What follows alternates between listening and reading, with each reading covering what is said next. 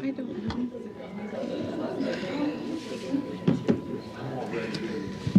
I had my second I'm hoping I'm going to do the same thing here. day CrossFit this week.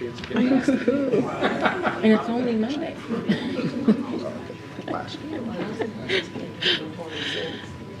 I don't want to do that.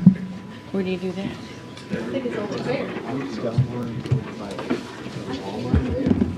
way out there. It's not a town I know anything about. Claire goes on it. No, I get somebody sick down. Last summer. So I went Monday and Saturday morning. Yeah, it's interesting. You haven't done that stuff for a while?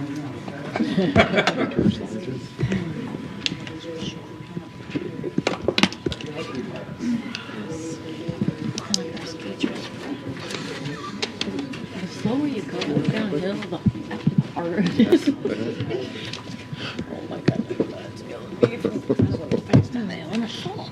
How many times they want 2 minutes, 2-minute warning.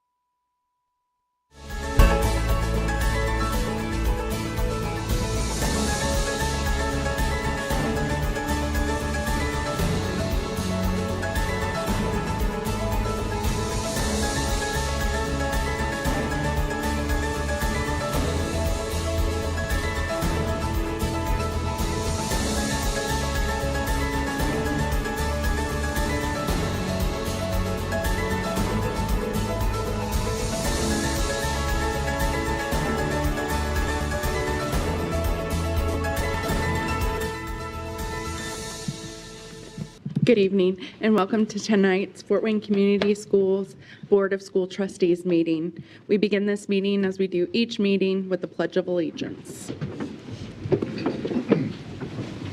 Pledge allegiance to the flag of the United States of America and to the republic for which it stands, one nation, under God, indivisible, with liberty and justice for all. And now we have roll call of members. Good evening, Steve Corona from the 5th District. Good evening, Antoinette Payne, District 4. Julie Hollingsworth, District 1. Noah Smith, District 3. Jennifer Mathias, District 2. Ann Duff, Member at Large. And to my left, we have Dr. Mark Daniel, Superintendent, Fort Wayne Community Schools, and Angie Filler, Clerk of the Board, and I'm Maria Norman, Member at Large. This evening, we have no awards and recognition, so we move right to the consent agenda, which includes approval of minutes from the regular meeting on December 9th, 2024, and the organizational meeting on January 13th, 2025, vouchers and payroll approval, personnel report, and required disclosures. Is there a motion on the floor? Move we approve. Second. Thanks, Noah. Thanks, Steve. All those in favor? Aye. Any opposed? Dr. Daniel, did you have anything? Do have a couple of items. So first of all, and I see Pete's here, so Pete Smith. So Pete joined us in 2015 as a maintenance and operations manager. Before working for the district, he spent 21 years at Current Mechanical, where he rose through the ranks to become Vice President of Commercial Services. Graduate of Fort Wayne Community Schools, Pete attended Haley, Blackhawk, and Snyder. He is now serving as the Maintenance and Operations Director, so congratulations. Is Derek Leininger here? No. And Nick Kirby? No? Okay. So, and those are a couple of our elementary changes, as you know. So I'll just say this again. Dr. Derek Leininger will be the Arlington Elementary School principal, and it'll be the Arlington STEM Elementary School. He'll lead the school's new project, Lead the Way curriculum focused on science, technology, engineering, and math. He moves to Arlington from Glenwood Park, where he has been the principal since 2022. He's joined us in 2007 as a teacher, later served as assistant principal at Tolles Intermediate School and then Snyder High School. And he'll be replacing Nick Kirby, who will now become the principal at Glenwood Park. Really excited about this because it is an opportunity for us to add a different dimension to Arlington Elementary School. As you know, they already have a robotics program. Now they're going to be focusing, again, pre-K through 5th grade in regards to STEM, so Project Lead the Way. And we will be the only school, elementary school, in the area that has Project Lead the Way for STEM. So very, very excited about that, and excited to have Derek lead it, and maybe he can do as he did when he was at Glendale, run that, Glenn? was it? Yeah. Mile and 4 minutes. mile in 4 minutes, or whatever it was, Yeah. 6 minutes or something. It was 6 minutes, yeah. It was unbelievable, though. He did it. So I have very faith. hot day. I have faith in him, so. We're That's going all to I- Project Lead the Way at Arlington Win this, So we'll have Project Lead the Way STEM starting fall of this coming school year. at Arlington. So 25, 26 school year. That's Yeah, exciting. it's exciting. So we'll be providing information for parents. I think we have something coming up in the very near future. Thursday night. See, that's pretty close. So in regards to introducing this to the community, but then also moving that out to surrounding areas. So again, we have a lot of opportunity there in the Arlington area, and trying to convince my own daughter, because she lives in Arlington, hey, take a look at this. Send your kid to Arlington. They can walk to school, for goodness sakes. Come on, what an advantage. So anyway, I'm still working on that. That's Good it. luck. Good luck. Good luck. Congratulations, Pete. Okay, we have no old business, so we move on to new business. Steve, can you read item A, please? Yes. Thanks. It is recommended the board approve a trip to Spain, which will include stops in Madrid, Escorial, famous for its wool, Segovia, Granada, Toledo, Costa del Sol, Ronda, Sevilla, Cordoba, and Barcelona. The international trip is scheduled for June 4th to the 16th, and that's in 2026. Students in advanced Spanish classes will be offered the opportunity to participate in this 13-day Spanish immersion program. Well, they will learn all about Spain's cities, culture, cuisine, and language. Students will fly from the Detroit Metro to Madrid, where they will visit the world-famous El Prado Museum, tour the Royal Palace, take guided tours of Madrid's famous landmarks, and take a cooking class. Students will take a day excursion to Segovia and El Escorial to explore the aqueduct and sites of those cities. No mention of bringing a school board member, but Jill Cross is here to answer any questions about this trip. Thanks, Steve. Is there a motion on the floor? I So move moved. approval. Thanks, Julie. Thanks, Jennifer. Any questions for Jill? We all moved. Second. Sounds like a fabulous trip. Yeah. It does. Should be fabuloso, yes. And if we have room, we'll bring it. Don't say that. Will the students save a considerable amount of money leaving from Detroit rather than like Indy? $800 less. Oh, that's awesome. It's an 8-minute drive difference from Indianapolis versus Detroit. Oh, hey, that's not bad at So, all. yeah. And how will they get bus? Parents will have to take them. If there's enough students that sign up for the trip, World Strides will get a bus for us. But this past summer when we did London, Paris, Madrid, we flew out of Detroit, and parents were happy to drive them and pick them up. Is it a direct flight or is there a layover somewhere? There's going to be a layover. How many kids do you expect to take with you? I'm hoping to take 20 plus would be awesome. They're hoping for 14. We had no issues this past summer, so I've traveled with World Strides myself as a teacher program where I was the student to get my accreditation to do dual credit Spanish. So World Strides is a phenomenal company, and I chose them over EF Tours. They included a really cool fundraising program for each student. They automatically get an account set up. The kids can send out a letter to their friends and family, and it comes with a QR code, and Grandma and Grandpa can just start plugging money into the account for them. They could go mow yards and just show the QR code, and the money goes direct to their World Strides account. There have been students that earned so much that the World Strides cut them a check for spending money upon arrival for the trip. So it's kind of a built-in fundraiser program. And what is the cost of the trip? $5,500 approximately is where I'm at right now.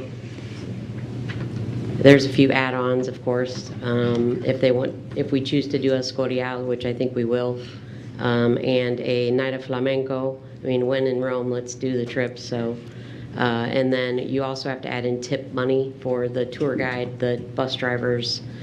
So all in, I would say right around $6,000. And since it's not until summer of 2026, it's a little extra time to start plugging away. How many students currently do you have interested? Interested? All of them. Every kid is wanting to do this. Sure. So there is financial aid available as well if the family makes under $86,000 gross. There is aid available. There's scholarships they could apply to for also. I anticipate 20 plus students signing up. I'm going to put together one for 2027 also. So I've had great interest. I was always afraid to do this until I did it this last year, so no issues. Kids thoroughly enjoyed it, and their favorite part was we did London, Paris, Madrid, Barcelona. They loved Spain. I teach Spanish. I've been to all of these cities before. The tour will be in Spanish, so this is why I'm aiming it towards Spanish students. And with the state cutting back on our need of Spanish in general, I think that we need to promote it as much as possible. So I will say it's a little more intimidating speaking here than at the state school board, believe it or not.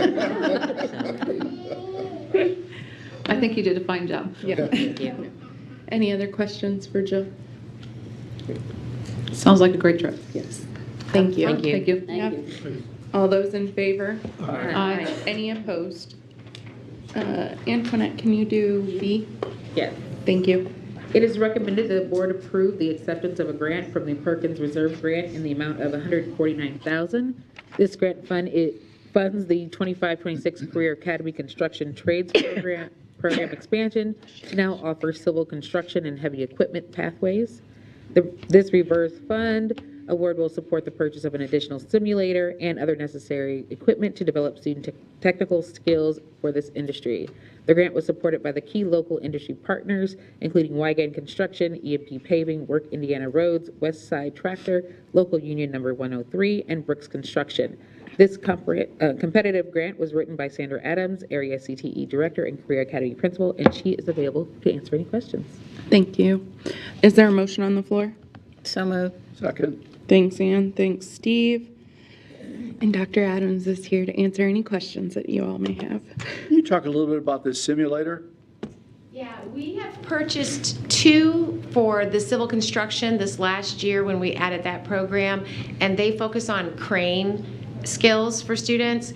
And this new one will be for the heavy equipment specifically. And so it will be an excavator simulator, and it will provide students with authentic experience that they were out working on the heavy highway machines. So it will place them in the cab, and will they be? Virtually, right. Virtually, right. Mhm. And then they build their skills, and then the grant's also going to purchase a track loader bobcat for the students, and so they will get their forklift training certifications, and then they'll get the bobcat experience, and then they'll get certifications for all 3 simulators. And where are you going to install this? It's all in, if you recall when we renovated the entire space a couple of years ago, well, they created a professional learning room, and that only lasted for 1 year. So now Across that the is, street? yeah, down at the construction trades building on Oh, Murray. okay. Yeah. So when the students and the instructors led that renovation, and it was just under 10,000 square feet when we added the sheet metal and the HVAC program, and now the professional learning room has already vanished and is now 2 classrooms. Yeah.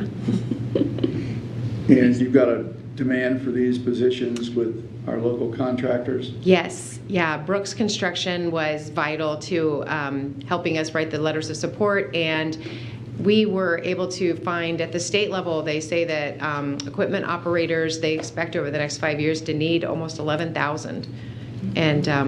And that's just equipment operating engineers, so. Is this just will this just be part of the construction trades program? Yeah, so this will be our 7th class, believe it or not. We are up to about 260 students coming and going daily now to the construction trades. Yeah, so it's great. And is there a certification that students can earn? So the forklift is a certification. Okay. And then with each of the simulators, they have a form of certification, but then we will work with OSHA 10 is a standard that we use for safety, but with the heavy equipment operators class, students will work towards OSHA 30, which will be a first for us. But is the forklift certification, is that like state recognized? Yes, it is. Technical certification? Mm-hmm. Okay. It is. Awesome. It is. And But the heavy equipment doesn't offer something like that, is that? the heavy equipment will have a rigging certification with it. It's just too soon for me to know if the students will be ready for that next year, but it is the goal. How many kids do you think would take advantage of this civil construction heavy equipment pathway? This year was our first year with civil construction, and we have 14 and 14 AM and PM for that class now, and the numbers are looking great for the next 2 years because we've looked ahead at the sophomore and the freshman, and the heavy equipment operators will be for any student who completes the civil construction or one of our other programs wants to go into that, so that will be a senior only because it is heavy equipment operating. So What type of work is defined as civil construction? Is that road? it's engineering, road, and the moving into operating engineers. And the support we got from the local partners, is that basically a letter of support, or was that financial, or was that? It was letters of support, and Work Indiana Roads is a group that helped us start the launch of civil construction 2 years ago, and across Indiana there's a very concerted effort to get heavy highway into as many schools as possible. So we're number 15 in the state that has added that now, and the companies are very adamant that they will help us reach those work-based learning hours, you know, as we try to get 75 hours plus for every senior that we have in our construction trades. And Brooks and EB Paving, and Wygand, they have all said that they expect to see what we have in our classes right now, that they will continue that support in these areas. Do we do CDL? That's a tricky one. We right now we just rely on Ivy Tech. It's a very tricky one in an age where not as many students are getting their driver's license, and you have to be 18, and there is a lot of just codes that are hard to get in high school. I was highly advised to stay away from CDL. Yeah. But we do have a relationship with Ivy Tech where if Yes. someone shows Yeah. their aptitude and interest, they could go.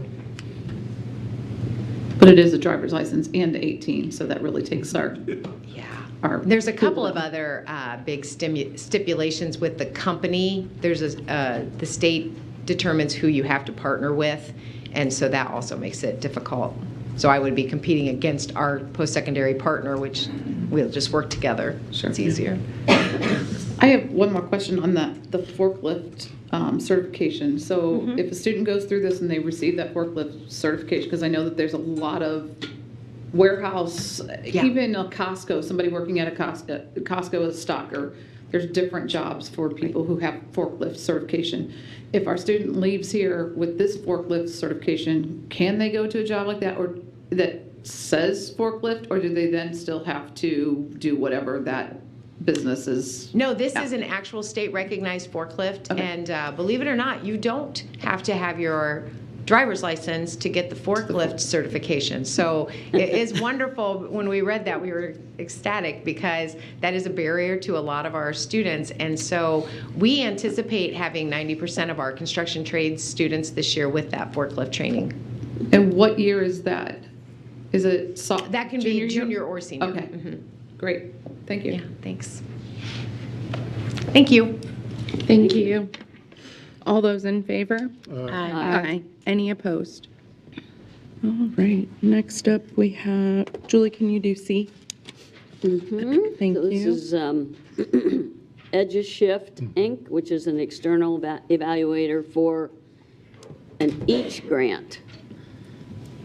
So it's recommended that the board approve the appointment of Edges Shift, Inc. for evaluation and technical services for the U.S. Department of Education for an EACH grant with expanding access to critical mental health supports for a yearly amount with adjustments of $175,000.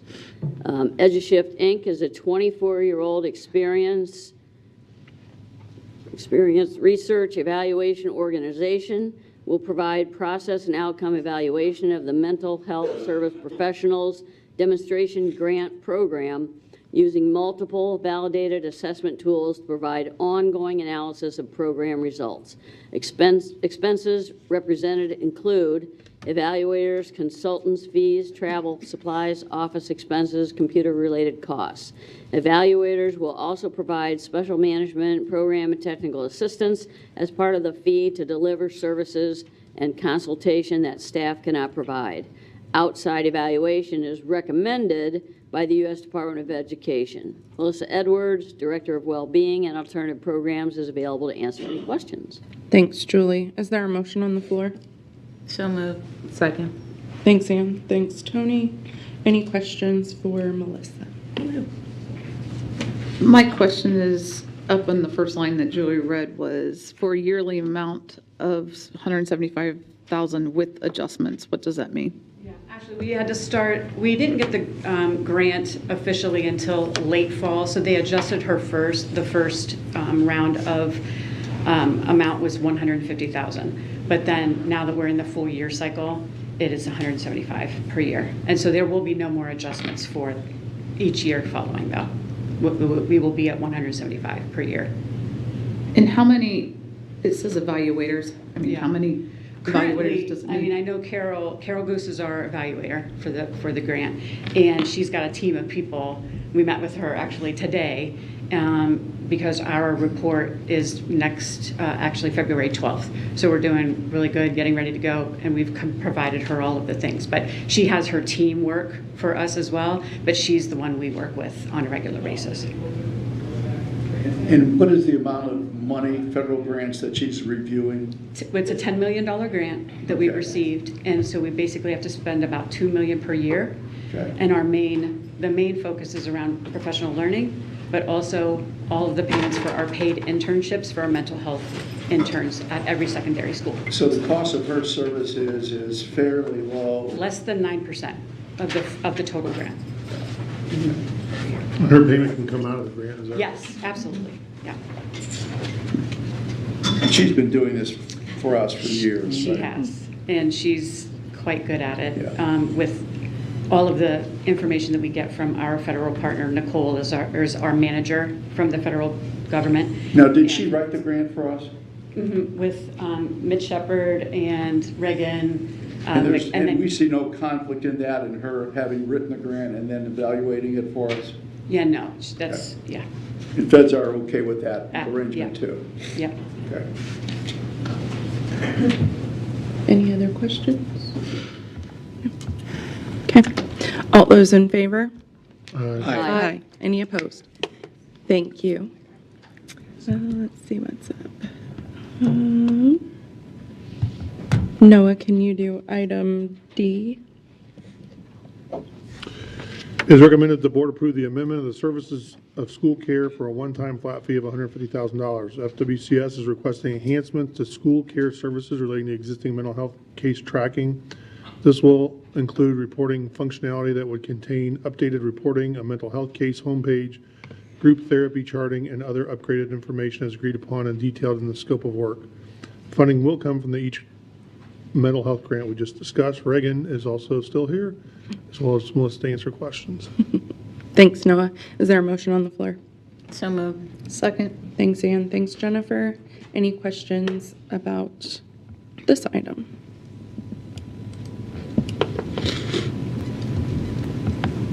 So it's basically a software to help the providers. Yes, and it's been used by nurses since 2014. There's no cost for the actual program, but because it was based on the medical side for the electronic health record, the mental health side wasn't robust, and in order to have that, so then the district can have all the information on how many contacts we have, how many mental health services we're providing, also giving reports for whether it's parents or legal. It has a report option that the nurses do have, but at this time, mental health cases, it's not. It's exported to an Excel spreadsheet, and it will automatically then track with IT. I've already worked with IT, and they will have that in a Power BI app, so then it would easily be able to pull what those services we're providing and also look at the number of services, the type of service, and the reason for referrals. So it's really just expanding it so it can be used, because it wasn't made for mental health, even though it had the option and it protects all information. How quickly would this get implemented then? Based on this, the funds were to get it done by June. So this is going to be July, so for next school year, it will be up and going for everyone to use. So by this time next year, we could have a complete picture of their physical and Absolutely. mental health challenges within the district. That also helps us with our reporting to the federal grant. Now that we'll have the reports in a much easier. How are we doing it now? It's not very easy. It just takes a lot longer. It just takes a of lot different longer. things. Yeah, So right now, a report from school care is exported, it is put in a big zip file, we send it over to IT, they upload it into an app that is not live yet because those functions aren't working together, and so each month we can ask for an update. So we do have some of the information, it just isn't fluid. Thank you. Any other questions? No. Thank you. All those in favor? Aye. Aye. Any opposed? All right. Jen, can you do E? Sure. Thanks. It is recommended that the board approve the renewal of the administrative contract with Blue Cross Blue Shield Anthem for medical and RX benefits pharmacy benefits effective January 1, 2025 through December 31st, 2025. Anthem acts as a third-party administrator for Fort Wayne Community Schools Group Health Plan, providing employees with access to board-based PPO providers and network discounts. Anthem manages the claims and processing and all aspects of the provider network. They also perform utilization and medical management functions, provide enrollment support, and customer service for our employees. They also share eligibility and accumulators with RX benefits on behalf of the plan. Administration fees for medical, dental, and vision are decreasing 15.5%, or about $292,000 annually, with a 3-year commitment. The medical prescription plan will remain with the current pharmacy benefit manager, CVS Caremark, through RX benefits. Fort Wayne Community Schools continues to receive pharmacy cost savings through prescription rebates within the plan at $4.6 million over the last 4 quarters. Reinsurance or stop loss premiums are decreasing 49.1% or about $2.4 million. Administrative fees and reinsurance premiums are estimated to be about $4,069,000 or approximately 6.8% of the total expected cost of the health plan for $60,549,000. Members of the insurance team from Human Resources and Fiscal Affairs will be available to answer our questions. Thanks, Jen. Is there a motion on the floor? So moved. Second. Thanks, Ann. Thanks, Tony. Any questions?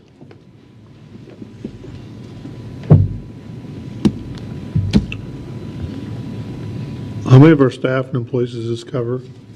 We have put about 2,700 on the plan, about 7,000 altogether. How many are eligible then? Because we have roughly, what, 4,000 employees? Is About 3,200 full-time when you look at the Okay. part-time look-back employees.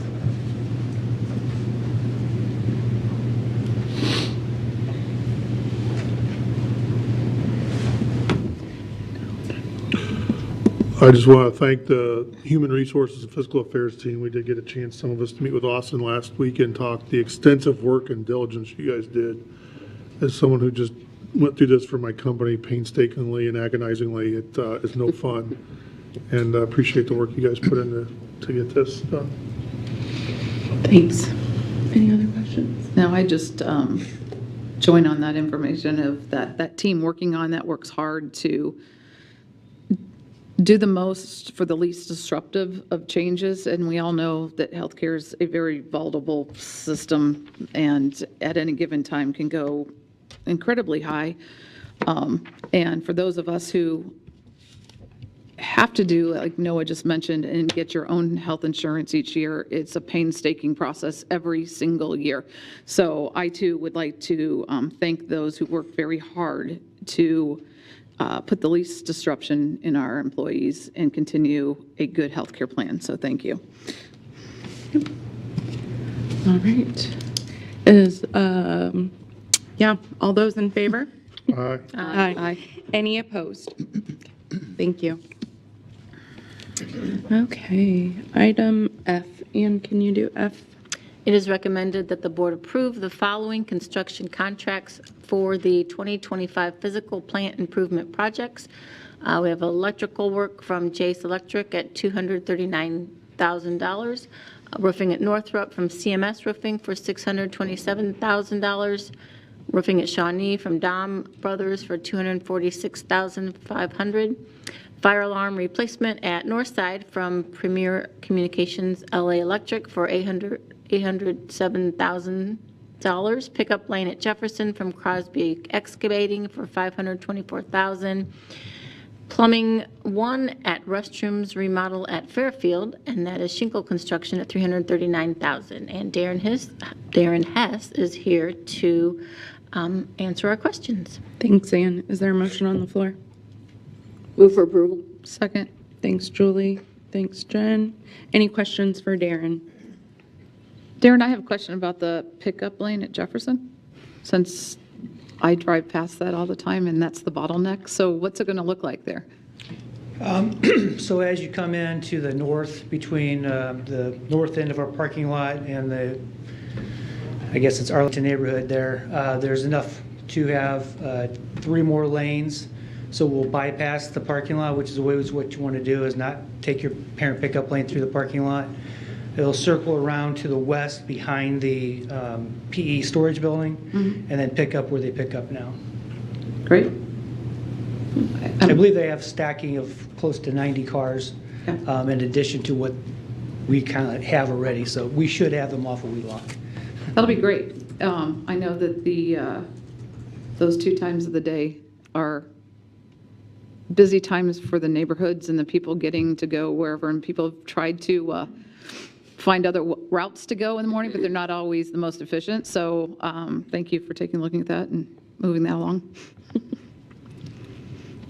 How are prices coming in? Are they still elevated, or are they coming in where you expected? So it depends on the trade. Electricians are very hard to get right now. So it's still very, very competitive on electricians. Those are our two packages of these that were over budget. Still within program budget, but over individual project budget. The rest of them have been very competitive. I can't tell you the last time I've seen, I think it was 6 contractors on a plumbing project. So very aggressive. It just depends on the trade. Okay, cool, thank you. Other questions? Okay, thank you, thanks. All those in favor? Aye. Aye. Any opposed? All right. Steve, can you do H? Yes. Thank you. H or G? G. Oh, G, sorry. G. Thank you. It was a test, wasn't it? It was a test to make sure that you were on your toes. It is recommended the board approve the following contract amendments. We have 3 projects here, changes. The addition to the Levan Scott Academy, the contractor is Wygand Construction, and it's a reduction of $301,209.60. The amended contract amount would then be $14,479,037.40. Contract number 2, change kitchen and the cafeteria at Wayne High School. Hagerman is the contractor. An amendment amount additional $150,290, which would move that contract up to $6,871,822. And then the final contract, again with Hagerman at Wayne High School, an additional $674,322. And so that would move that contract up to $46,888,301. We used the construction manager as contract for these publicly funded projects. It's allowable by law, and Darren remains here to answer any questions about these. Thanks, Steve. Is there a motion on the floor? Move approve. Second. Thanks, Noah. Thanks, Julie. Any questions for Darren? So this ends Levon Scott addition and change, I take it? For the current project, yes, for the addition. What else has to go on Eventually, we got to renovate the rest of the building. This was just for the additional classrooms. We didn't renovate the existing. then? All right. And then the Wayne High School renovations, were those on track to be done? The overall Wayne High School renovations are complete with this contract. We have just begun just before Christmas, the kitchen and cafeteria renovation, and that will be complete by kids coming back in the fall. And then we're looking at some additional projects, follow-up projects like we always do. Terrazzo refinishing we'll be coming back to the board with, and then some site work. We're just starting to look at now the overall site, parent pickup areas, athletic fencing, ticket area like we did at Northrop. So that'll be later on. With the hallway at Levan Scott, how many classrooms is that? Is it 6 or 8? Do you know offhand? The existing, The part that has to be renovated? It's 6 in the north-south wing, I think, 6 or 7, and then in the east-west wing, probably another 8. Okay. I think about 15 total, if I remember right. Okay. No more trailers though, right? Correct. And what's the timeline for that? It's not funded yet. Okay. So we're still not sure. We're still working through that. Okay. So the amended amount for Wayne is pretty substantial. What kind of changes, or what do we see in that amended amount? Yeah, so that's the overall final change order. So for over the last almost 4 years, it equates to around 1.5% of the contract. We had over 300 PRs or proposal requests, changes. So it's anything from cutting the concrete, hitting an electrical line and having to refeed it. We had quite a bit in electrical. A lot of the conduit was laid right on top of the stone, concrete poured on top of it. But it was anything from that to owner-directed changes. Some of the things we changed due to programming, and we added some additional work over in New Tech while we were there, but it fell within the program. you. So these, even though their increases are within your original scope and plans and thoughts on a budget? Correct. And the $150,000 ad for the Wayne kitchen was added by us later as facilities. We're funding that in facilities. Since we had the kitchen down for the summer, it's good timing to redo the hot water system, so that's why we added it. So now you're on Blackhawk and Miami are the two major ones too left, right? Correct. You think you got through all the surprises like cutting through cement and finding conduit wire? No, most of it. Miami, we just begun. We just begun over Christmas, so we're still not out of the woods there. Blackhawk, we're feeling pretty confident. Thanks, Darren. Thanks, Darren. All those in favor? Aye. Aye. Any opposed? Okay. Tony, can you do the athletic equipment? Yes. Thanks. It is recommended that the board approve the following contracts to supply athletic equipment at all middle and high schools and Tolles Intermediate School. There's an athletic equipment sports field specialties for $422,476. Athletic equipment USC Spirit, $484,732. And then high school and middle school scoreboard replacements, that's Baldus Company for $1,019,575. The purchase of these items will be for 5 high schools, 10 middle schools, and Tolles Intermediate, unless otherwise noted. Sports field specialties is for the competition and practice soccer fields. 9 middle schools will also receive combination field goal and soccer goal units. The project was procured through Keystone Purchasing Network. Indiana law allows for purchases made through competitive bid contracts from approved cooperative purchasing entities. USC Spirit is for track equipment. The project was procured through GSA pricing. Baldus Company includes the replacement of several interior and exterior fixed digital scoreboards. And Mr. Hess is still available for questions. Thanks, Tony. Is there a motion on the floor? So moved. Second. Thanks, Ann. Thanks, Steve. Any questions for Darren on this item? Hey, Darren, is this the first time the district has purchased scoreboards for schools? I'm just thinking in the past, a lot of cases, schools were on their own. I believe we may have bought one that I'm aware of in the 25 years I've been here, but I'm not even sure about that one. Typically, it's always been through the athletic boosters, but back in the day, Pepsi and Coke used to provide them too when you used to have their contract, and they don't do that for anybody any longer. So there isn't any school district that's taking advantage of that anymore.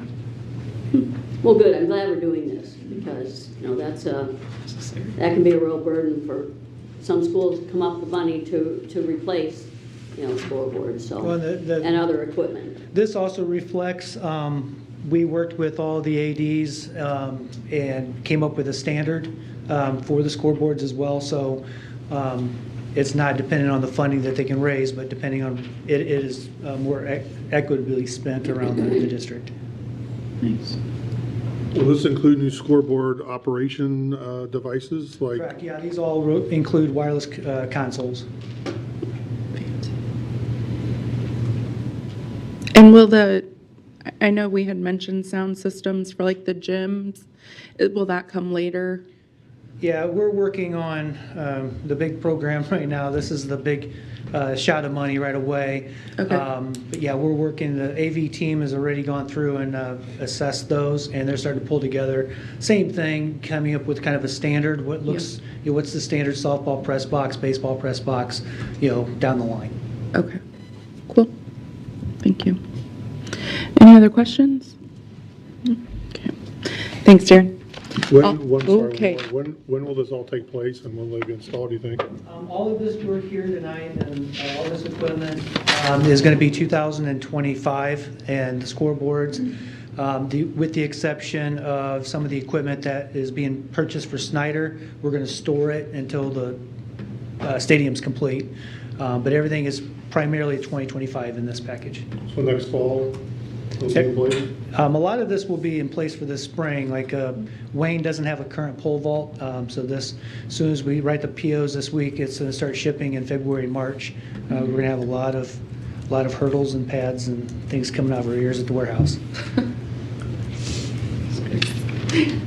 Good question, thank you. Thanks. All those in favor? Aye. Any opposed? Okay. Julie, can you do the Ford NGL? Thank you. Recommended that the board approve the contract with the Henry Ford Learning Institute for $180,400 for the implementation of the Ford NGL roadmap for 24-25.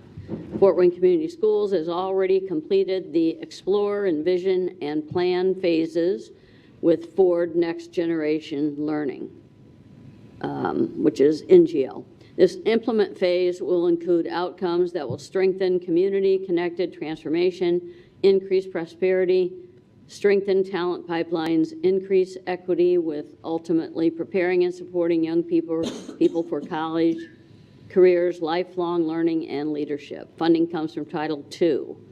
Ford NGL is a sole source provider. Indiana law does not require bidding for purchases made from sole source providers.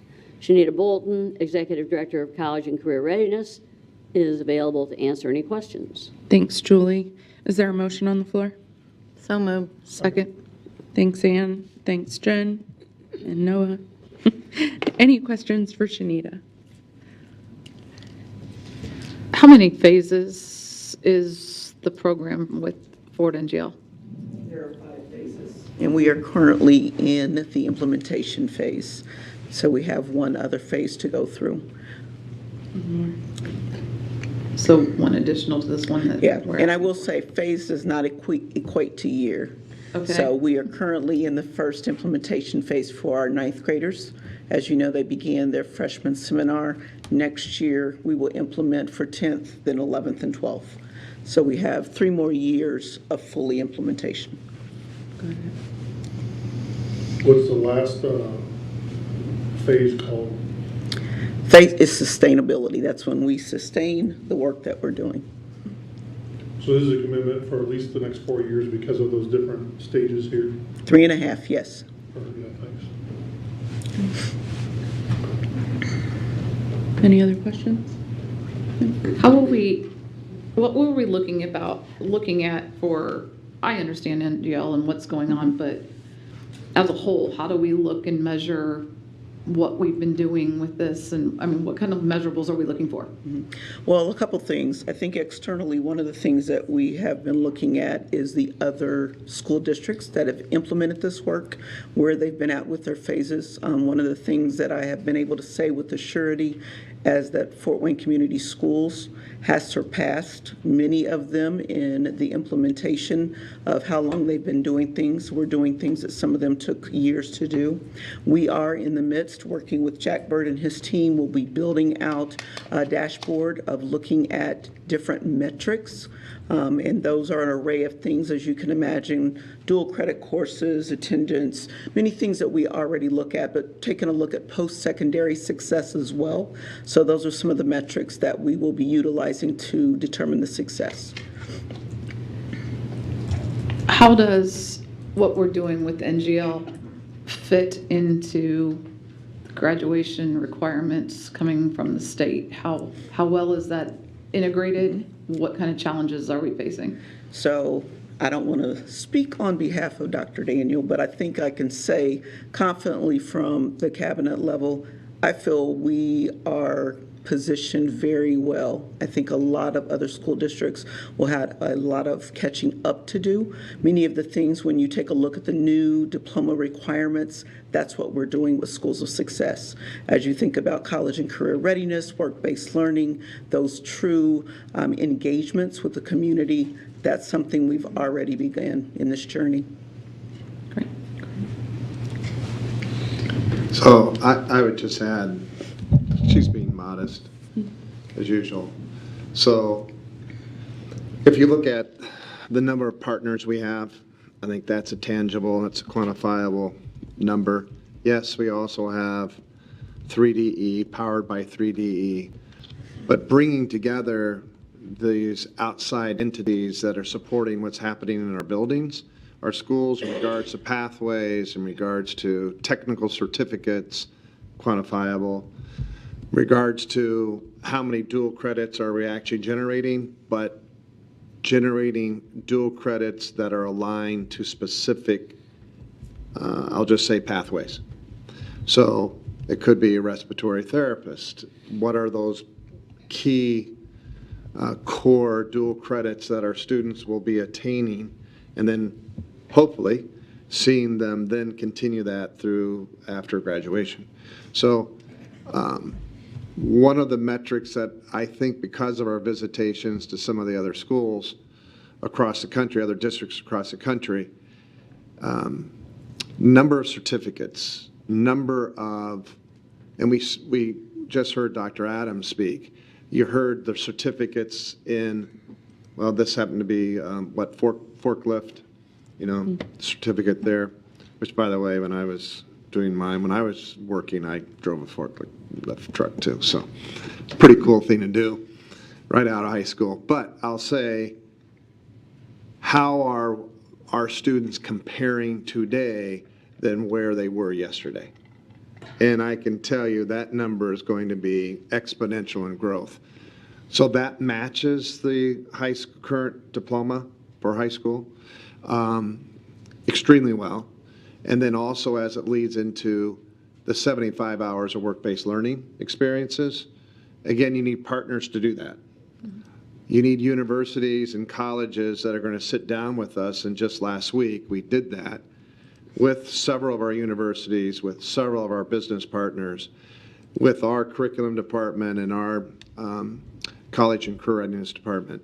But that energy, that synergy that was generated, it was amazing.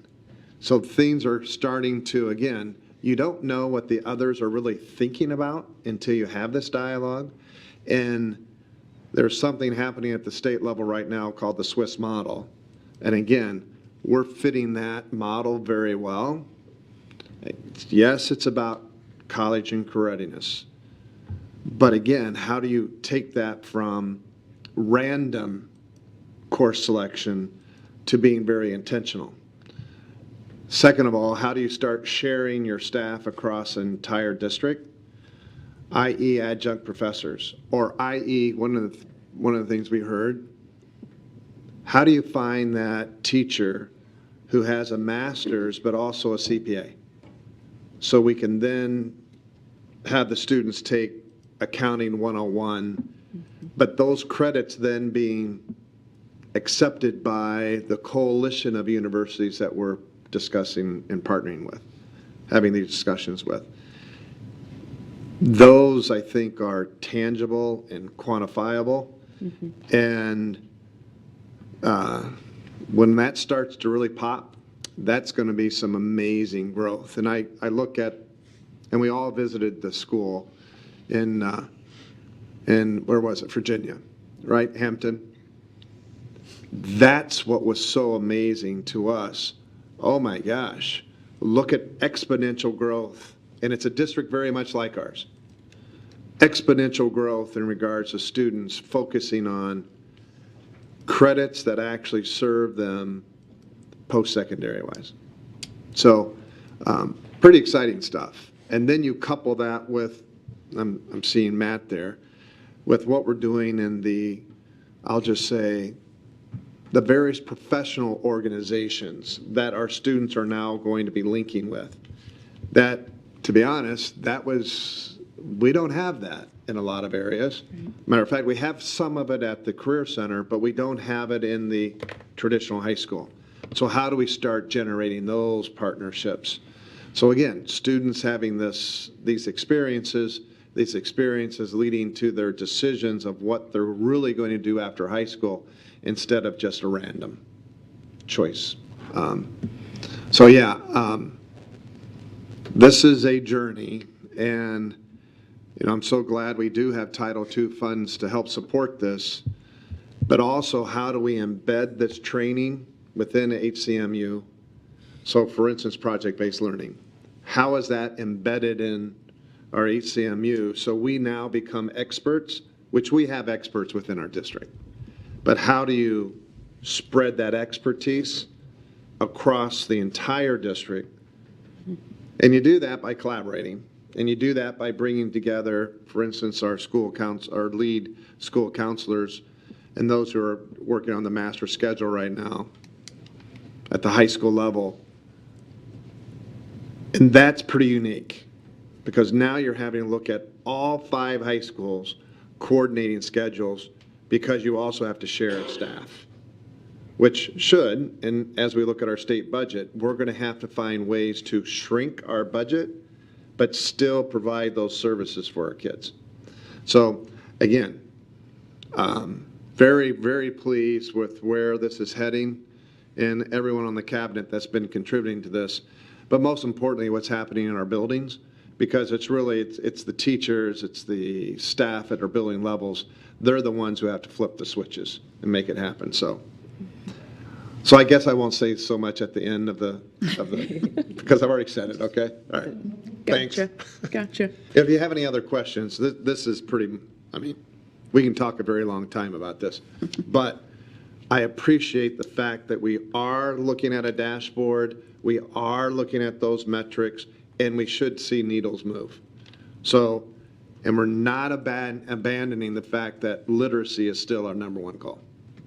It's still academic, and it has to be, in my opinion. So, that's it. Thank you. Okay. All those in favor? Aye. Aye. Any opposed? Okay. Next up, we have the FWCS Scholarship Committee appointment. It is recommended that the board approve the following appointment to the FWCS Scholarship Committee. The appointment goes to Rosalina Perez, nominated by Steve Corona. Ms. Perez replaces Alfredo Perez, who resigned in December. One of the tasks of each board member is to recommend an appointment to the FWCS Scholarship Committee. The Scholarship Committee was established by the Fort Wayne Community Schools Board of School Trustees on September 24th, 1984. Each spring since 1987, scholarships have been awarded to FWCS students. Gifts range from $500 to $1,500. There are 7 members of the Scholarship Committee and 1 permanent chairman, Matt Henry, each appointed by a board member and has a term which coincides with the term of that board member. Members of the Scholarship Committee, assisted by FWCS staff, administer the awarding of these scholarships by reviewing applications, interviewing candidates, and making the final recommendations. Is there a motion on the floor? So moved. Second. Thanks, Ann. Thanks, Julie. Tony, sorry. Comes from my direction. Okay, yeah. Yeah. All those in favor? Aye. Aye. Any opposed? Thanks, everybody. Transfer from the Education Fund to the Operations Fund. It is recommended that the board approve a transfer of up to $13 million from the Education Fund to the Operations Fund. This represents 5% of budgeted Education Fund revenue. Beginning in 2019, Indiana school districts deposit state tuition support to the Education Fund and property taxes to the Operations Fund. Transfers from the Education Fund to the Operations Fund are necessary to properly fund expenditures necessary to the operations of the school district. Half will be transferred by June 30th and the balance needed by December 31st. Rosie Shipman, Chief Financial Officer, is here to answer any questions. Is there a motion on the floor? So moved. Second. Thanks, Ann. Thanks, Julie. Any questions for Rosie? This is for the full year. And if needed, we have the opportunity to do this again, let's say in the fall, if needed. Or is this a one-time shit? It's just a one-time thing, and each year, we only end up transferring about half of what we estimate. But when we write the fall budget, then in 26, we're allowed to put a transfer in. So you're allowed to do it each year, but this is our estimate for 25's operation. And 5% is half of what is allowed, is that right? No, we're allowed up to 15%. Oh, 15, so 1/3 of We've always kept it between 4 and 5%. it. Hey, Rosie, so schools are allowed to transfer funds from the education to the operations fund, but not the other way around, right? Or can? You could if you ever You needed could? to. Okay. How many schools do you think take advantage of this to transfer funds from the education fund to the operations fund? Almost all of them would have to. Are you implying we're not fully funded? What's that? Are you implying we're not fully funded? I might be. Okay. Any other questions for Rosie? Sorry. No? Okay. Thanks, Rosie. All those in favor? Aye. Aye. Any opposed? Okay. Are we at that? Did I miss something? Transfer. Is there anything for the fiscal indicator report? Should be swapped, sorry. Board of Finance meeting has to be That's open it. first. Oh, got it. Okay, thank you. It is recommended that the Board of School Trustees conduct a Board of Finance meeting and that the officers of the Board of School Trustees also serve as officers of the Fort Wayne Community Schools Board of Finance according to the board's bylaws. It is also recommended that the 2024 investment report is reviewed and that the board reapprove the district's investment income policy. State law requires that the Board of Finance meeting be conducted in January of each year per FWCS bylaw 0151.1. The Board of Finance officers are the same as the school board. The law requires that they receive and renew an annual investment report and the district's investment policy. State law also requires the board to reapprove an investment policy, investment income policy 6144, every 5 years. Stefan Pittenger, the Director of Fiscal Affairs, will be available to answer any questions. The Board of Finance meeting is now open. We will now read the fiscal indicator report and take motions. Is there a motion on the floor? We have to read the report first. Oh, we have to do the report first. Fiscal report is voted on. Oh, that's the next one. Got it. Thank you. It is recommended that the Board of School Trustees review the district's financial condition as of June 30, 2024. Per Indiana Code 5-13-7-8, the superintendent of the school corporation must annually submit a written report to the local Board of Finance to allow them to assess the financial condition of the school corporation. Metrics used to assess the financial condition are determined by Indiana Code 20-19-7-4. Following are the metrics reported by the Distressed Unit Appeal Board, or DUAB, average daily membership, ADM, fund balances, annual deficit and surplus, fund balances as percent of expenditures, revenue as type, revenue by type, operating referendum revenue as percent of total revenue. DUAB provides a web page interface for interested parties to review and assess the financial conditions of the school corporations based on the previously listed fiscal indicators.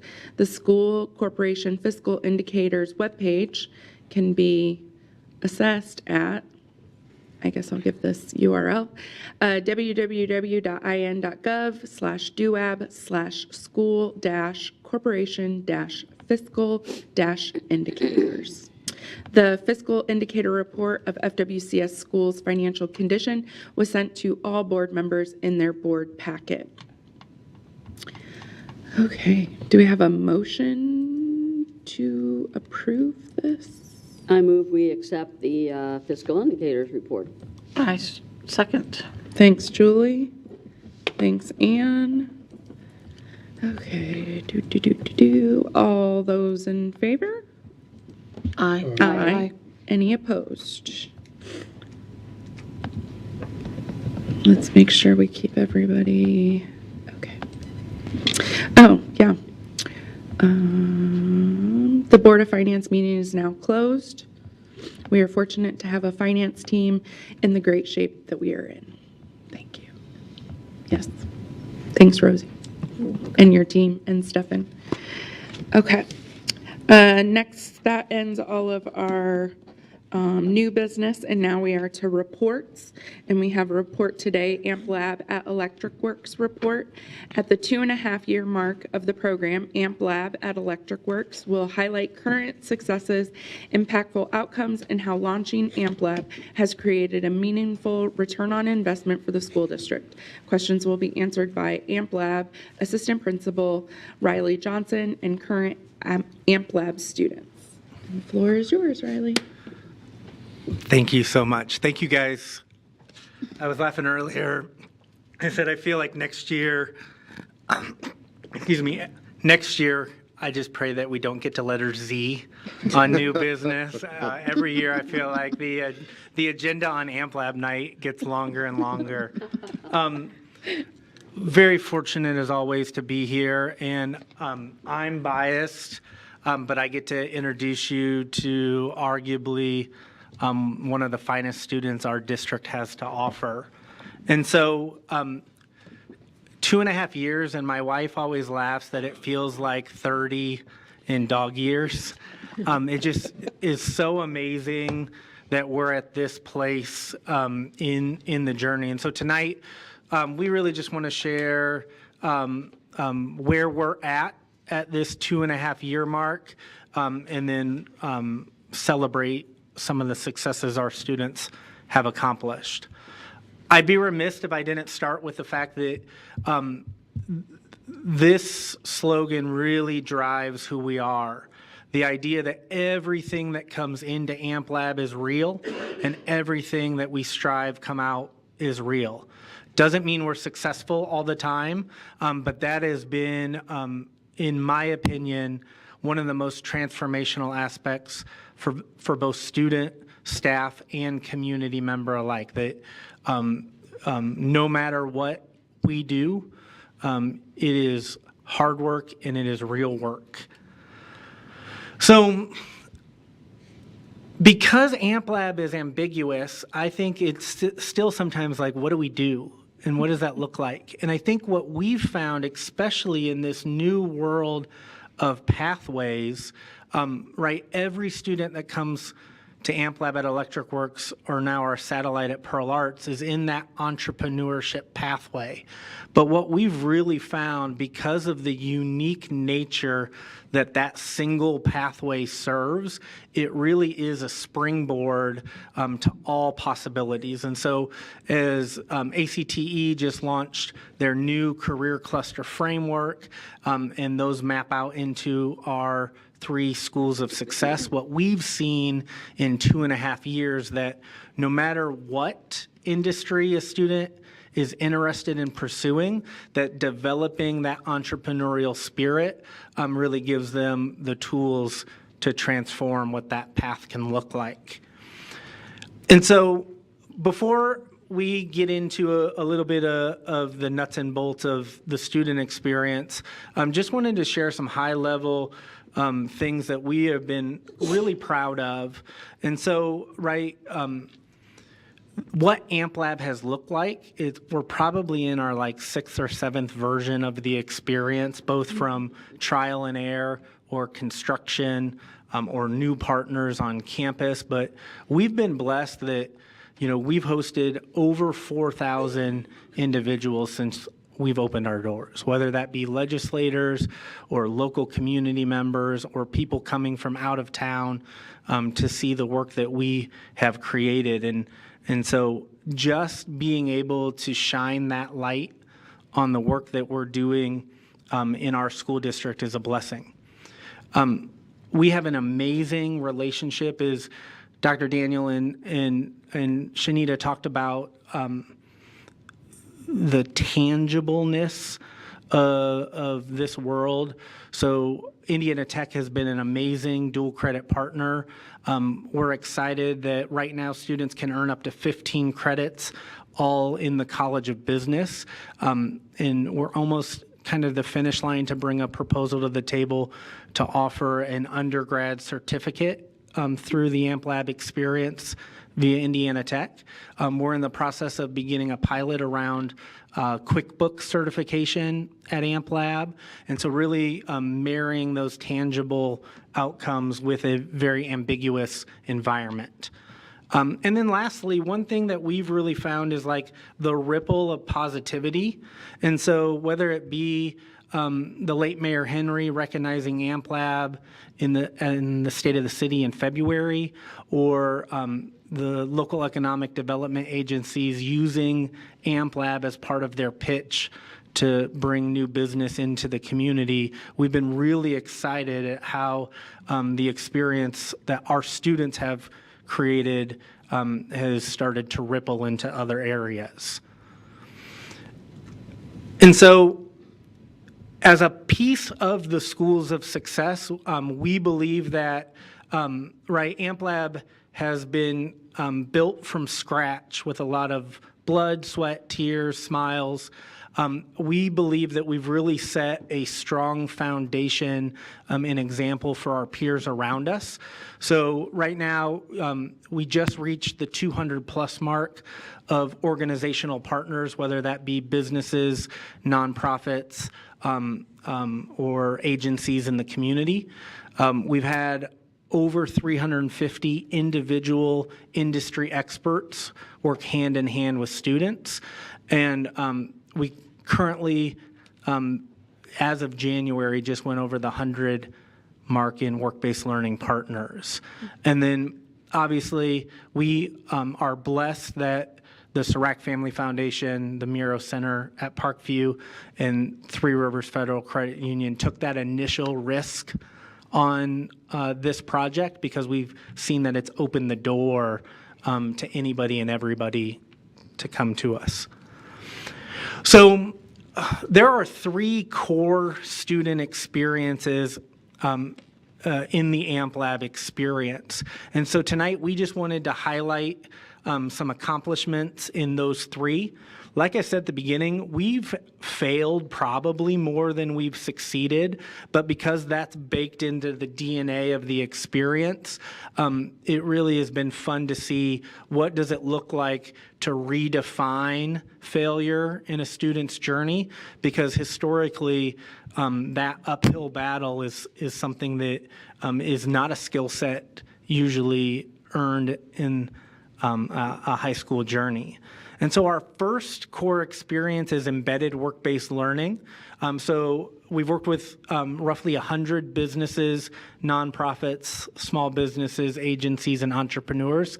This is where they bring us a real problem they're facing, and students strive to deliver a tangible solution to that. So whether it is a strategic roadmap for the Allen County Public Library, or a prototype for a solopreneur that doesn't have the capital to hire a firm.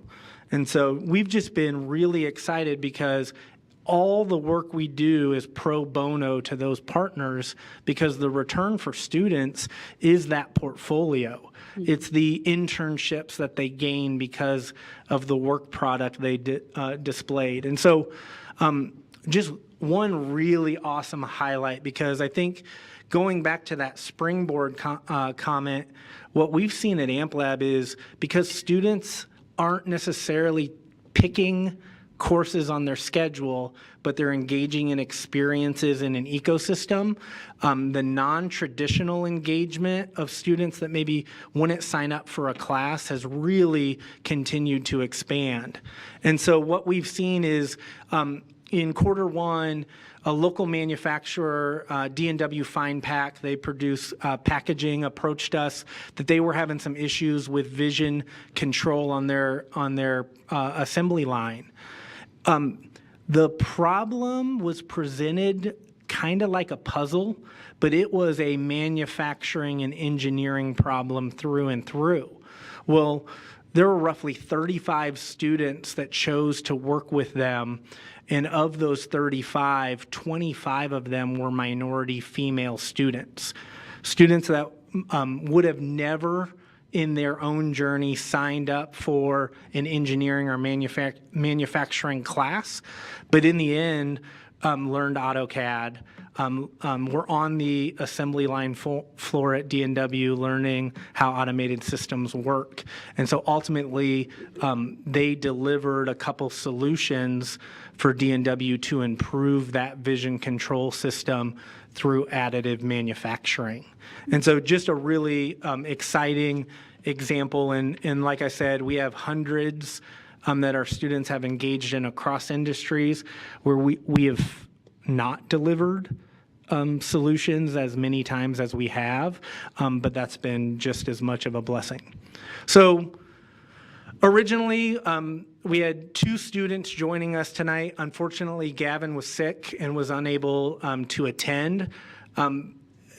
Gavin is a great student for me to highlight and to connect with in terms of pure student venture creation. So this is where students identify a problem, develop that business model, and then bring it to market. And so Gavin is another great example. He's a first-year junior Snyder High School student that didn't necessarily come to AmpLab with a passion for science or urban farming, but because the opportunity was in front of him, saw a potential gap in the ability to serve both health-conscious individuals and local chefs.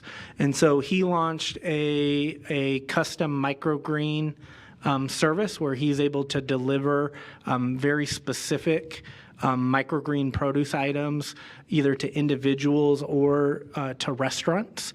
And so just a really cool example of a student seeing a problem as an opportunity and then bringing something to life. And so he's right in the middle now as we get into competition season in February, along with the rest of our venture. So we have 150 student-run ventures in operation right now at AmpLab.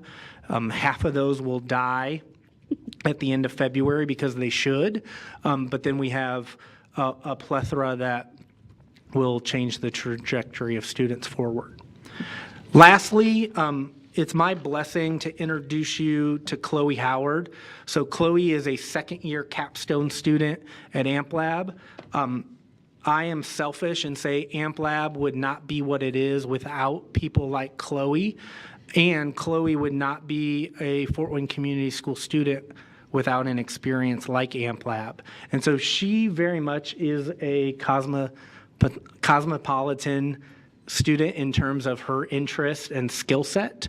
And so I've asked her to join us tonight because not only has she done some amazing work, but this year she's been able to engage in 2 off-site work-based learning opportunities, one with Ferguson Advertising and very much a see everything model.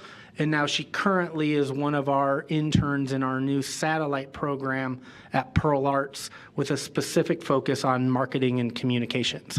So I'd like to introduce you to Chloe. Hi, everyone. My name is Chloe Howard. I'm a senior at AmpLab. I'm really excited to share with you my experience with the district's work-based learning program. So this past school year, I've had the privilege of getting to experience 2 different work-based learning internships, both at Ferguson and Pearl Arts. At Ferguson, I worked as a marketing intern, and I was exposed to and taught how to navigate every department within the agency, which included SEO, UX, UI, PR, account management, and creative, which was my favorite. There, I was able to really hone in on my critical thinking skills, my leadership. I learned how to navigate different work styles and communication styles of those that I worked around, as well as learning how to conduct myself in an office environment, which was new for me. I had to dress business casual, look people in the eye, just greet and behave as an adult. Now I'm at Pearl Arts, which has been a very different but equally as beneficial experience for me. I get to be around musicians and music and art and instruments, which I love. and it's been so amazing over there. I've taken on a lot of really cool work. I've designed graphics for their social media. I've written, filmed, and edited videos that you can find on their Instagram. I've made flyers. I've communicated with performing artists. It's a really beautiful environment over there, and I feel like they're all really dedicated to my teaching and my involvement with anything that I express interest in. Now, these experiences have been really transformative for me, but of course they haven't been without challenges. So there have been moments where I've had to really hone in on my ability to adapt and come up with things in the moment and, maybe deal with confusion here and there, or even things that maybe I just didn't like or that I wasn't very interested in. But as a whole, I feel like I've really been able to figure out who I am and what I want to do within these, and I'm really grateful to the district for programs like this that exist for students like me to be able to get some real-world experience and things. I know that looking back on my teenage years, 10 years from now, I'll be able to think about like, wow, like I learned how to do that at Ferguson. I learned how to do that at Pearl Arts. Like that's pretty cool, and I just feel like I'm really ahead of the game, and so I thank you all for allowing programs like this to exist, and thank you for being here and supporting this. Thanks, Chloe. Chloe, what do you think you're going to do next? Well, I know that I want to go to college. I really want to stay local. I love my family. I want to live at home. I think I want to study marketing. It's a crazy decision to have to make. I feel so young, but I'm trying to not underestimate my ability to change my mind down the road. So I think we're gonna go with marketing for now. Something in business. I also really like film too. I kind of think it'd be cool to start my own film production company. I don't know, but that's down the line. Those cross, right? There are that. Yes. That's exactly what my daughter, a media studies degree, will cross Really? through film and marketing all in one thing. I didn't know that. Thank Indiana you for telling me University that. offers that. I'm sure there's places right around here that offer that. Tell her same what you thing. do, Jen. Tell her what you do. I'm a graphic artist, and I actually learned and got my wings from Bob Keel, who works in the creative at Ferguson. I love Bob. Oh my gosh, Bob is so great. He's a great mentor. He's really great. Yes, I loved working with him. I'm excited for you. Thank you. I hope you'll take what you've learned, and it's great that you had the experience and actually want to do something with advance in that. Yeah. But it's also great if you didn't, because it gave you that opportunity to look at all those different options and decide whether that's the right one potentially for you. Right. Like I love creative. I did not like PR. I didn't have any fun writing a press release. I didn't, but I loved making the flyers that Bob had me make. I had a lot of fun with that. So yeah, it's just I've also really enjoyed getting to cross things off the list and be like, no, I didn't like that, but it's cool. I got to do it. Awesome. Yeah. That's great. You are very well spoken. It's hard to Thank believe you. you're just a high school student. Thank you and so I'm much. sure you will go very far. Thank you. I appreciate that. Thank you for saying that. Thank you for sharing with us today. Thank you. Chloe, could you share with us, so you were a homeschool student? Awesome. How did that transition work for you, both at Amp Lab and into your internship opportunities? Well, it wasn't too weird for me because I know a lot of people homeschool for different reasons, but my dad played basketball my whole childhood, and he played overseas. So it was like, okay, am I going to be in a public school and see my dad a few months out of the year? Or they can just homeschool me and I can go with him. So I think I was kind of brought up with a really alternative way of looking at things and looking at education. And so my mom, when she found out about Amp Lab, I believe I was in 8th grade, and she found the blueprints or something maybe, and just an article about it coming up. She gasped. She was so happy because it was just what they had been teaching me all this time. And so it really wasn't a transition for me at all. It was just learning similar things and similar values just in a different environment. Awesome. Your dad, Ron. Yes. That run. He's great, by the way. He is great. Thank you. Thank you She's for not going sharing. far, so. And obviously, I chose to bring Chloe with me for a reason because I think she's the perfect example of like, how do we as educators not get in the way and always uplift? And what does it look like for someone that, right, she embodies what it means to have an entrepreneurial spirit, and what does it look like to apply that to whatever she does? And I think for us, her experience now at Pearl Arts has been a great example because she took a very large risk as being one of our first students in that setting. But for me, right, you see it, never at one time did I ever doubt what she would do to set the foundation for those that come after her in that. And so just to leave you with, right, super exciting year. This is the first time that we've had non-FWCS students join. So we have a pilot group from throughout the county, and that's been a really positive experience so far. With the launch of the Pearl Arts Innovation Institute, we have our first AmpLab satellite in the community. And so we have a group of 17 students that are going to Pearl Arts 5 days a week, focused on music industry, entrepreneurship.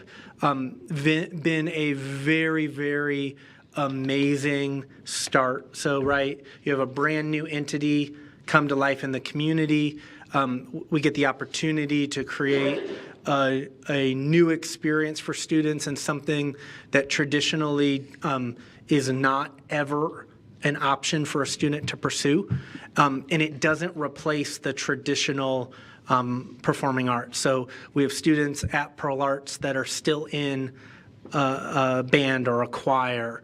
This has just given them a new outlet to think about what does it truly mean to enter into the music industry as a full-time profession. And so we're excited that right now in this pilot group, next year as that launches as a full cohort with 2 groups of 25, we already know that we're going to have a full wait list for that program. And so we're excited to see how that now has kind of set a vision for other possibilities to continue to build up and strengthen that core or that hub at Electric Works, but to look at what does it look like to have one-of-a-kind, truly non-replicable programs for students to pursue.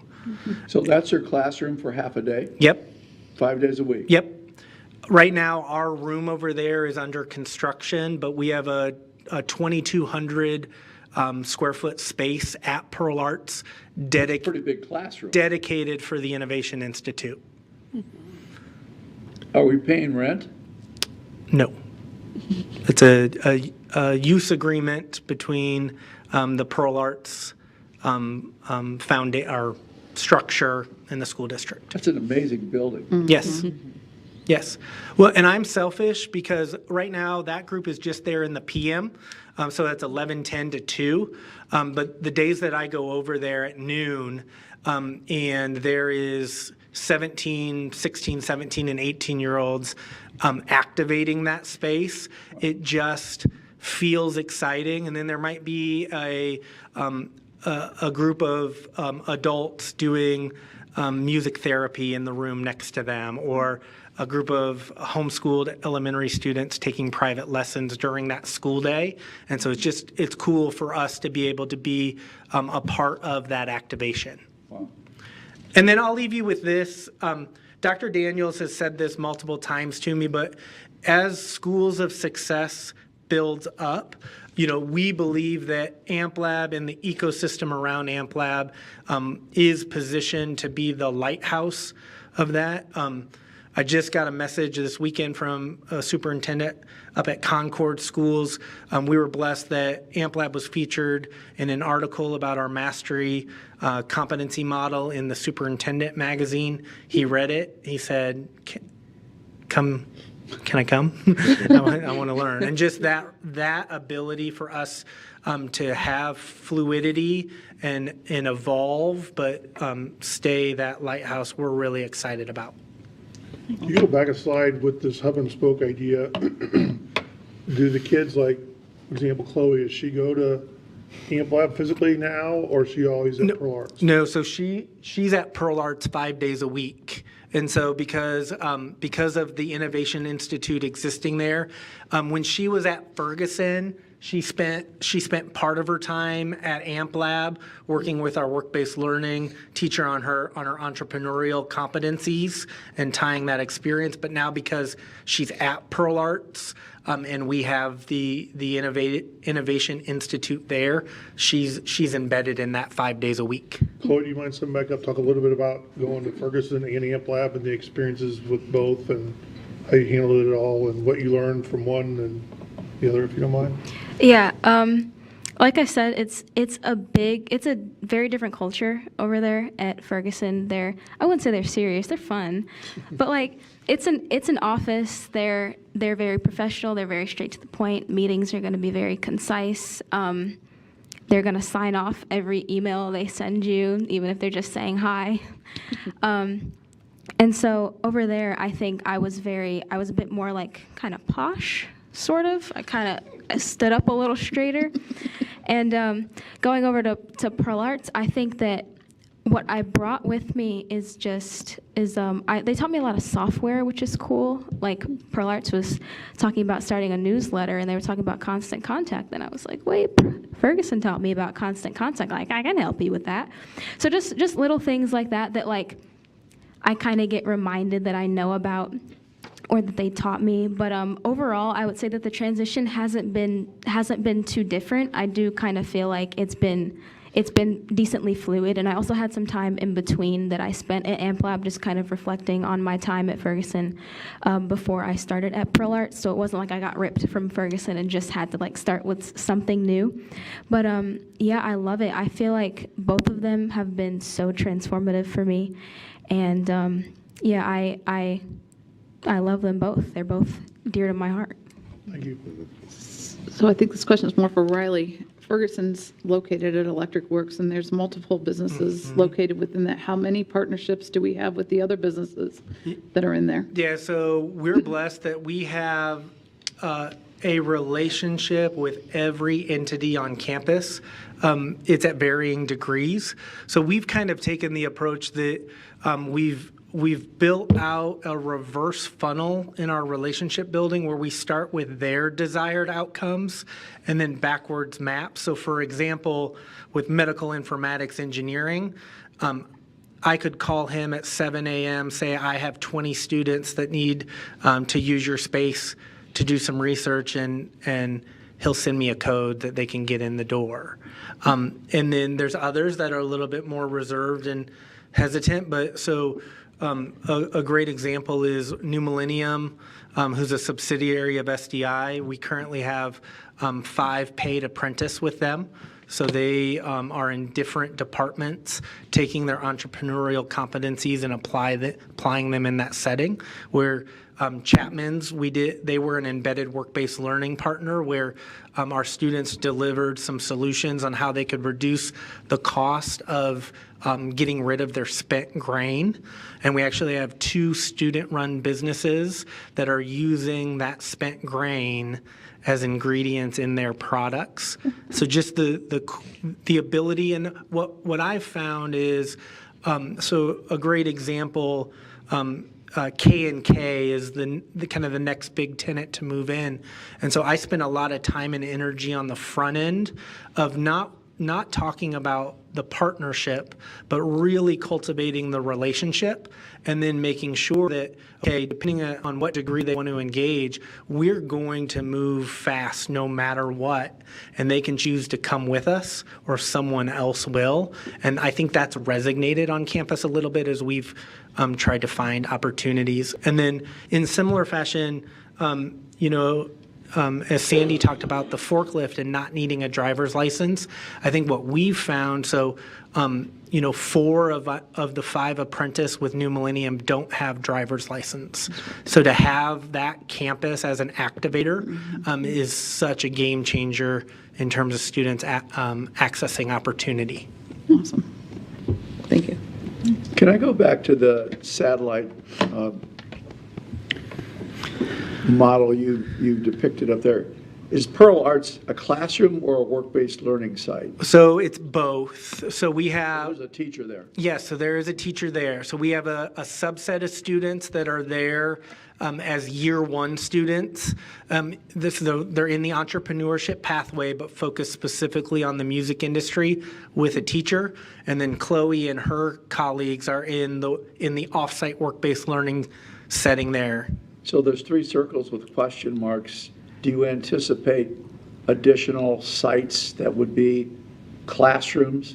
So Rosie will smirk at me with this. So we're blessed that I think with Pearl Arts launching, that has encouraged some innovation and aggression in some members of our community. So we're operating in the satellite world of how are we making sure that it's a fiscally responsible relationship.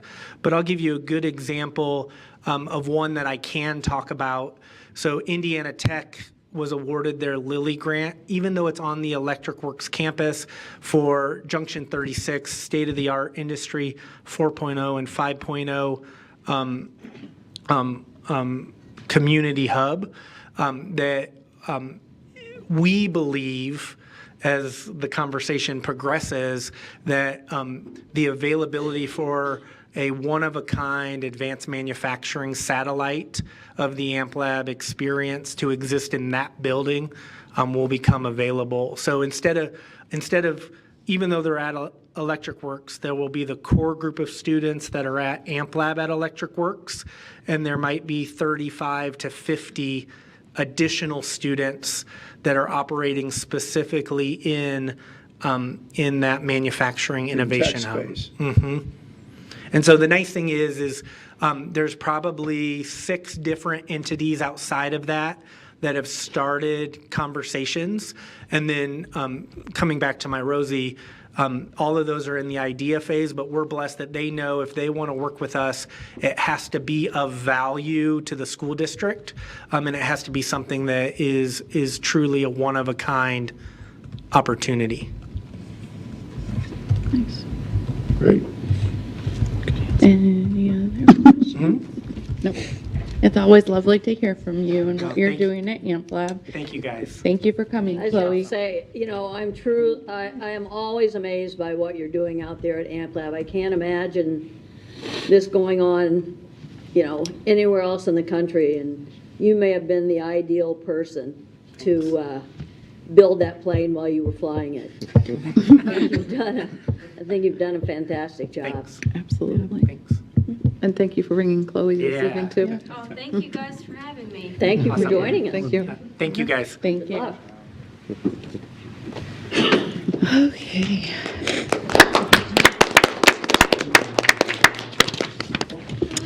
All right, that brings us to board member comments. Steve, you want to lead us off? Sure.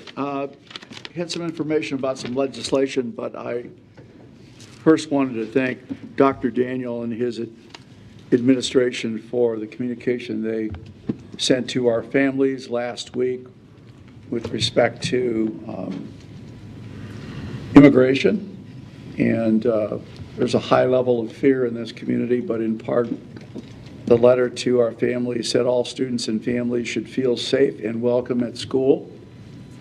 This is true no matter what immigration status you have or where you are from. And I think that was very comforting to many families. There's a high level of fear of the unknown. There was, I learned, a meeting Saturday by two ministers whose parishes have strong immigration families, numbers of families. And while they had 25 people present for the meeting, there were more than 2,000 people listening online. There's lots of misinformation. One thing that I did find out, there was a meeting that Mayor Tucker asked me to convene for her with some people close to the immigration issue, is that it wasn't a raid, it was a visit by ICE folks Friday. It was, they had an existing order for deportation for a particular person, and they picked that person up. I'm not really sure it had anything to do with the change in the White House. I believe that this order had been longstanding, and they picked up this individual. They've been in our city forever, doing their work for people who have extended their stay beyond their visa. But the mayor was very appreciative. Our attorney, David Amen, was there, and Mike Manuel, our director of security. And they assured the mayor that anyone who comes to visit our schools to pick up an individual must have the specific documentation for that person. We ran through that, and the mayor would like us to come back. She specifically mentioned that she would like Tony to be with us because of her knowledge as an attorney on immigration matters, and along with a couple of other people. So stay tuned. I also wanted to just share with you information about legislation that's moving through the Senate right now, and specifically Senate Bill 287, that would require all of us to run, all of you, I'm not doing it anymore, but all of you to run. So you say. Republicans or Democrats in the future. And there was supposed to be a hearing on this legislation today, and it was postponed.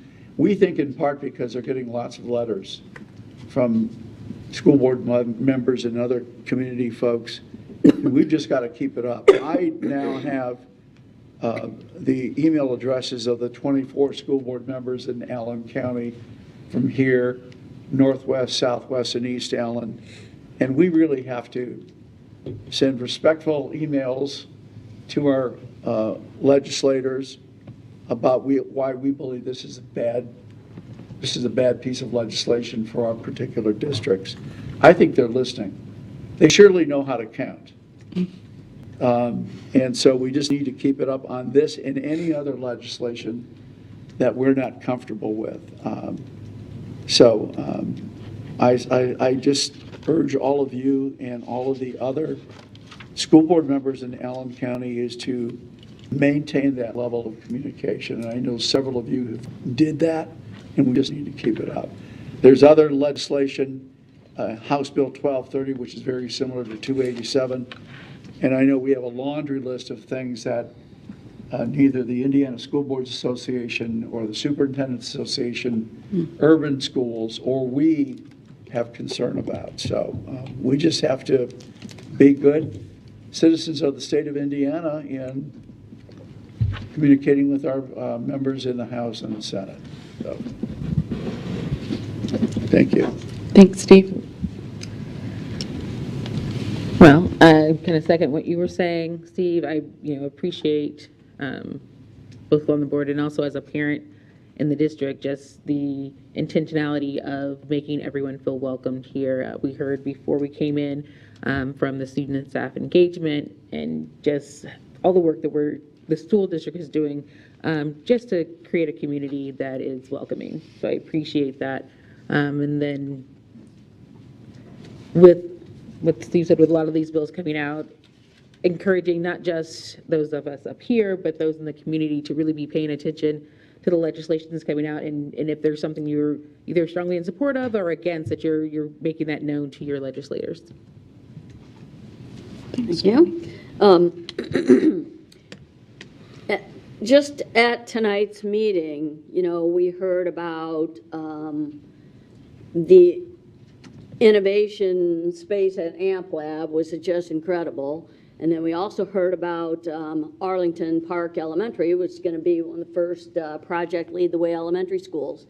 I mean, the amount of innovation that I see in this district is, and in public school in general, and I'll include what we heard about the Career Center, you know, adding heavy equipment, simulators, and that kind of thing.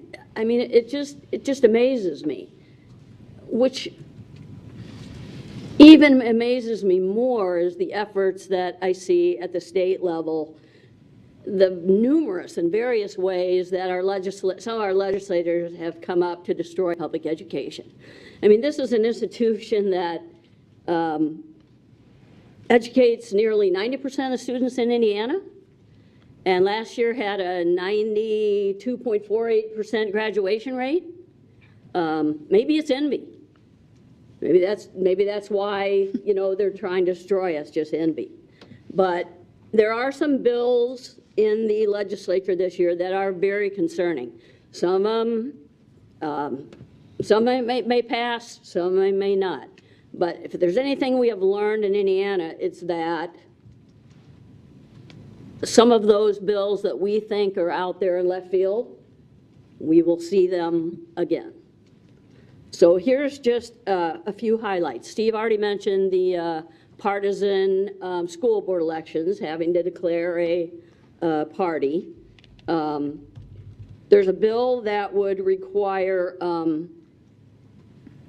public districts to share property taxes with charter schools. Now remember, that's giving property taxes to the private sector. Charter schools may be public schools, but they are privately owned.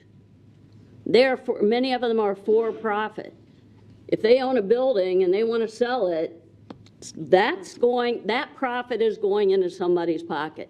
When we sell a building, what happens? Well, it was a taxpayer-funded building, so those funds come right back to our district to benefit our students. That is a dangerous idea, in my opinion. There's also a bill out there that would set criteria to dissolve public districts and charterize them. I almost have to say that again. Dissolve public districts and charterize them. Again, you are giving away public assets to private for-profit companies. And charters, I mean, the charter industry is fairly unstable. I mean, I think I just read something a couple days ago that they're already, there's one charter school that's already announced they're going to close at the end of the year in Indianapolis, and there are about 3 or 4 or 5 of them that are really in danger of closing. And again, if a charter school closes, what happens? Well, that tax, if they've gotten property tax dollars, whew, that's just in somebody's pocket, because that building is going to be sold for profit.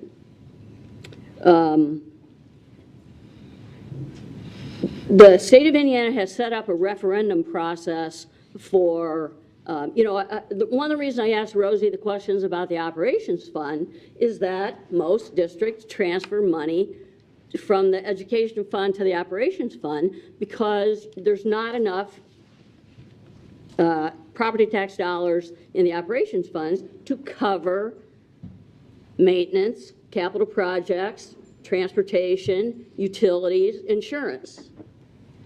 And so the referendum process was created by Indiana to allow districts, if they need additional funds, then they can use the referendum process to get that. We've been very lucky here at Fort Wayne Community Schools. You know, we passed 3 referendums that allowed us to renovate our buildings. It was something we never would have been able to do without those referendums. And the and the voters of our district supported that. We passed a safety referendum. And again, the voters of our district supported that.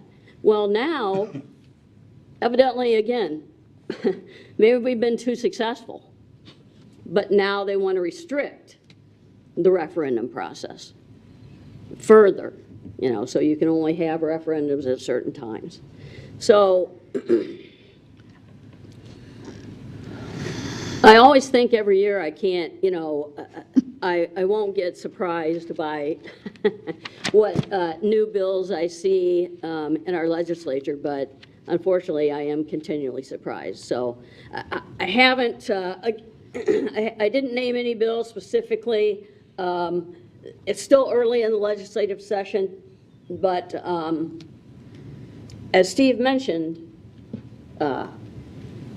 parents who can tell a story about the success that their kids have in programs in our schools, those are powerful to legislators. And if they get an accumulation of phone calls and emails, that matters.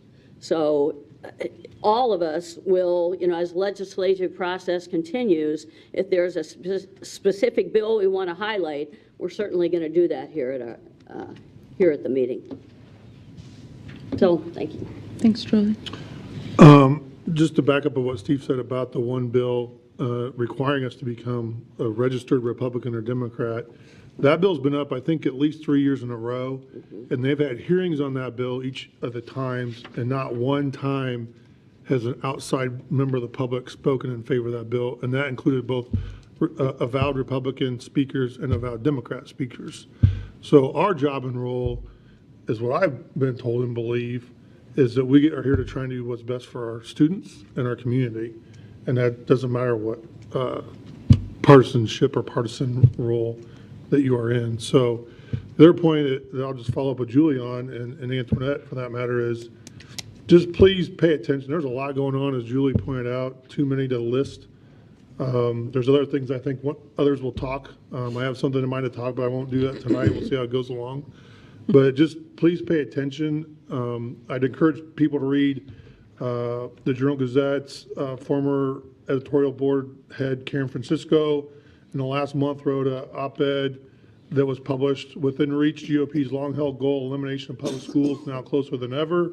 I'd encourage people to read that. And then a local educator named Michael Schaefer wrote an article as well that was also featured in the Journal-Gazette, and I think it was called "The Grandest of Larcenies." And to Julie's point, private companies will own the real estate and then resell it and make lots of money, and who knows where it goes, let alone a $60 million fraud that was perpetrated on Indiana taxpayers in the mid-2016 to 20 decade, with virtual charter school that still hasn't been resolved. I give Attorney General Rokita some props for at least attempting to go after that, but we've not heard anything after that as he filed that his first year in office, which I think he's up for re-election, I think, next year. So, that's, again, we are accountable. We can be booted out every 4 years.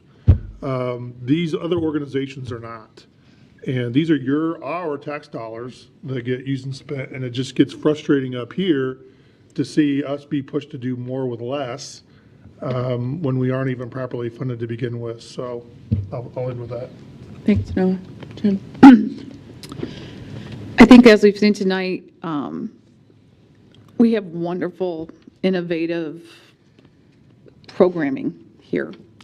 And I just want to reiterate what Dr. Daniel said earlier, that there is this really cool elementary that's going to emerge in the fall at Arlington for a project Lead the Way. There is a STEM night. It's this Thursday night, this Thursday night from 5:30 to 7 o'clock. So if you have an elementary school child and you're interested and they're interested in the STEM, which is science, technology, engineering, math, and even if not, immerse them in something, and you're looking for options, here's a new option, and that's elementary.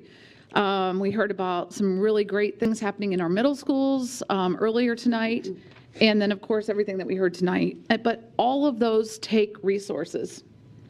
And resources that I see when we watch legislation each year, taking away that funding at warp speed, basically. I've been watching this for a long period of time. I've had a lot of people that have are near and dear to me that have been in public schools for a long time at all different levels, including me and everybody up here attending a public school. But we really need our community to get involved, and they are involved in our schools. And when we're seeing all those community partnerships and working with our businesses and such, and we need those partners to help us as well. When 90% of our families choose public schools for their children, we all must work together to take the stand and to strengthen our schools. Strong schools equal strong communities. That's always been something that's what I ran on when I decided to come aboard and try to get this seat. All of these people, I believe that same thing. And in order to continue to be these strong schools and offer all these wonderful things that we have to offer, whether it be at our school or any other public school district, it's free to walk in those doors and experience all that they have to offer. And every child is deserving of that ability to learn and that offering that every school has. And we have to continue to keep those doors open. That's the way that we educate the world. So yes, there's school choice, and you can choose to do what you wish with your child, but we also need to offer this to every child, because in the end, if we starve our public schools, our most vulnerable students who need the most resources will not have them. So I'm encouraging any of the 5 people that are still watching this long meeting, this went on forever tonight, but may watch it back or actually may make a comment. I'm encouraging the community again to come together to support our public schools and to support our community, because the majority of these students in our community do attend our schools. That's it. Thanks, Jen. Ann? While there are several bills that we encourage people to write about and voice a strong opinion to vote no or to take certain things out, we also have to remember to thank our legislators when they do have something positive in a bill that will help our schools. And remember to write that thank you to them when you see something, even if it's just part of that bill where you see something that's going to benefit our teachers or our students. An example of that is Senate Bill 146 by Linda Rogers, which would raise the minimum starting teacher salary from $40,000 to $45,000, so that's a positive. It would also change the teacher appreciation grant to the teacher incentivization grant, where we could use that money differently, like for teacher recruitment or trying to recruit teachers, since we still are in that teacher shortage area. So there are positives in some of these bills. One of the bills that you've probably heard about, HB 1002, that one is called the deregulation bill. It's hundreds of pages long, and it's taken a long time for our legislators to look through these regulations that they have set on us. They're taking out a lot of the things that say districts may do whatever, taking those out. So it's taking a lot of time for them to put that over 100 pages together. So there are some positive things out there. It's not all negative, and when we do have those positives, we need to remember to thank our legislators. Also, on another note, I had my first opportunity to be at Northside for the Grammy and Grampy program for the they call it the Peace Family, which that's the Grammy and Grampies, and just spend time with the Northside students over the lunch hour. And what we had the students do, we asked them Where they see at Northside, a beloved community. Where do they see justice, equality, love, and belonging? And they had big poster boards to write down where that is at Northside. Where do they feel the belonging? Where do they feel the love?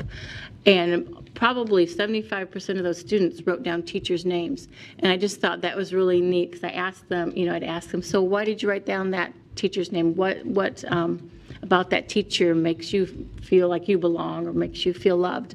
And they would talk to me about that. So it was just really neat to know that they really feel part of Northside. They love being at Northside, and the staff there makes them feel that way. So that was just a neat thing to experience.